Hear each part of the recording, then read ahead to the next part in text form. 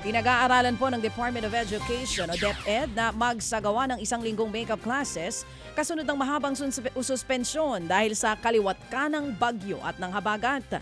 Ayon nga po kay DepEd Secretary Sunny Angara, labis na apektado ng masamang panahon at pagbaha ang academic calendar. Kaya kailangang puna ng nawalang oras sa pagtuturo dahil malaki ang mawawala sa mga bata pagdating sa pagkatuto.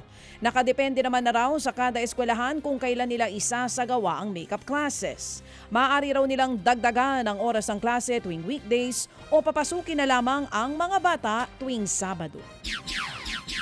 Sa kaugnay na balita, mga kapatid, nag-abiso na po ang Department of Education na hindi na raw sila basta-basta papayag na mabawasan ang hihingi nilang pondo sa susunod na taon.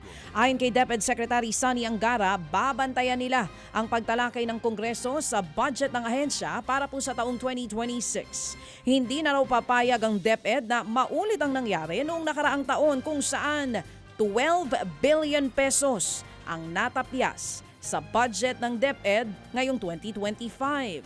Sa ngayon, gumugulong na raw ang Quality Basic Education Development Plan na inilunsad ng DepEd.